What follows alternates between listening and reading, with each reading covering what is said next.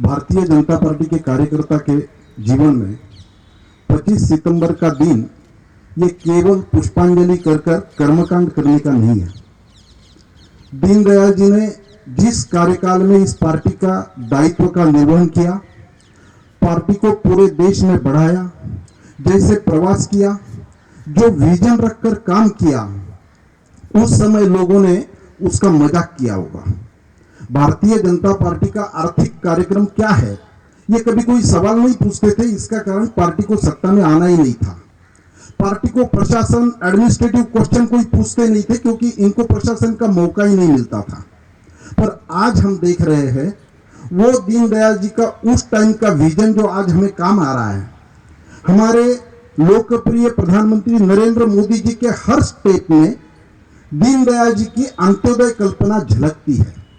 और आज व्यवहार में जब हमें काम करने का मौका जनता ने दिया है, तब हमने उसको इंप्लीमेंट करके दिखाया है। अभी अभी में जो लॉ कानून पारित हुआ, मैं देख रहा हूं आज तक के किसी सत्ताधारी पार्टी के मन में क्यों नहीं आया कि भाई ये मजदूर वर्सेस मालिक, पूंजीपति, ये जब लड़ाई होती है तो ये मजदूर, ये दुबला आदमी है, इसको सपोर्ट करने की आवश्यकता है। ये जब तक केस लड़ेगा तब तक इसको सपोर्ट मिलना चाहिए।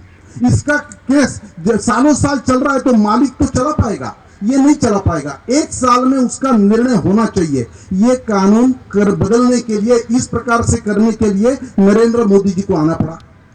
उस टाइम दीनदयाल जी ने घोषणा दी थी, हर हाथ को काम, हर खेत को पानी।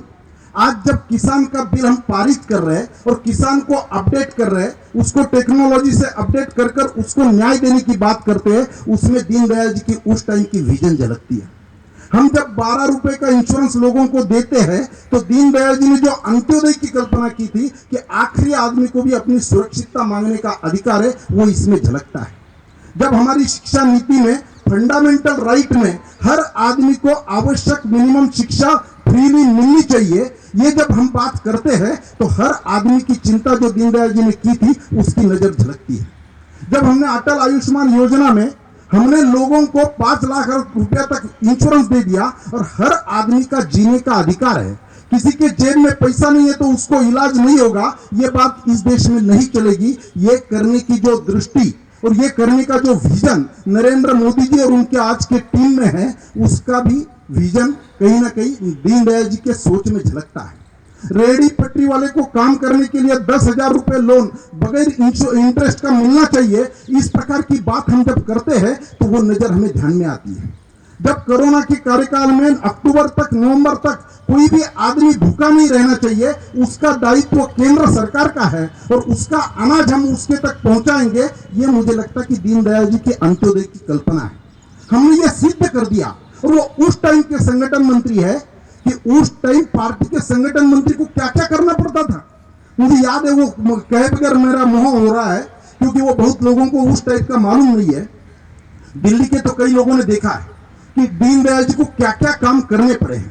हमारे जिले में, अहमदनगर जिले में 57 में एक बार जब दीनदयाल जी का प्रवास हुआ और दीनदयाल जी को लेने के लिए रेलवे स्टेशन पर हमारे जिलाध्यक्ष गए, तब अहमदनगर का रेलवे स्टेशन और शहर, इसमें 5-7 किलोमीटर का अंतर था। रास्ते में उन्होंने पूछना शुरू किया, हाँ क्या क्या प्रोग्राम है। बोले 3 बजे आपकी प्रेस कॉन्फ्रेंस है और शाम को 6 बजे आपकी पब्लिक मीटिंग है।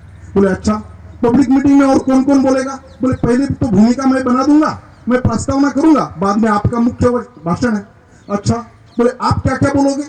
अब जनसंघ का कार्यकर्ता, संघ का स्वयंसेवक, ये कितना भी छोटा रहा, गांव का रहा, तो उसको देशभक्ति, उसको पूरी देश की एकात्मता, कश्मीर का विषय, ये सब बॉर्डर की सिक्योरिटी, ये विषय अपने आप उसके ब्लड में आ जाते हैं। स्वाभाविक रूप से हमारे जिलाध्यक्ष ने कहा 370 कलम हटाने की बात मैं करूंगा, कच्छ की बॉर्डर की सुरक्षितता का विषय में रखूंगा, इन्फिल्ट्रेटर का विषय में रखूंगा। धीरे से उन्होंने कहा ये सब ऑल इंडिया टॉपिक आप रखोगे तो मैं क्या रखूंगा।